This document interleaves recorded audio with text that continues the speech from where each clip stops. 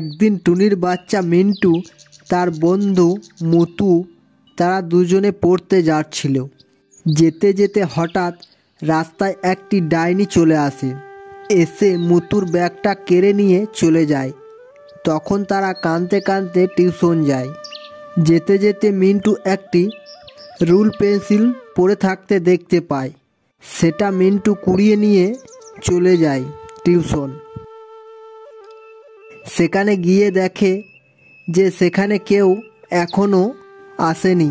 তাই মিন্টু ওই পেন্সিলটা নিয়ে একটি পুতুলের ছবি আঁকে আর দেখে যে ওই ছবিটা একটি সত্যিকারের পুতুল হয়ে যায়।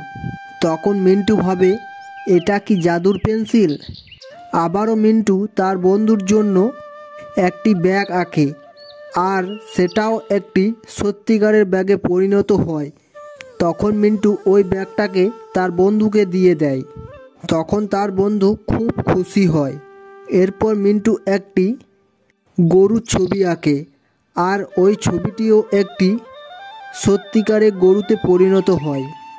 আর গরুটা তাদেরকে বলে, আমি একটি জাদুর গরু, তোমরা আমাকে তোমাদের বাড়ি নিয়ে চলো, আমি তোমাদের অনেক কাজে লাগবো ও আমি তোমাদেরকে অনেক সাহায্য করব। এরপর তারা গরুটার পিঠে চেপে বাড়ি যায়।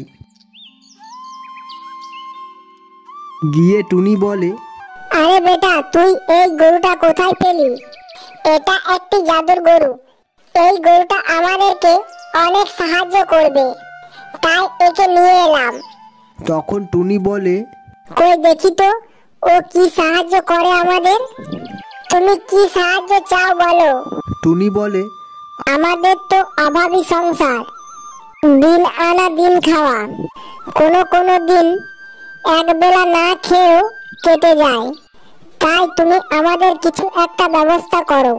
সেটা শুনে জাদুর গরুটা কিছু মোহর দেয় আর কিছু খাবার দেয়।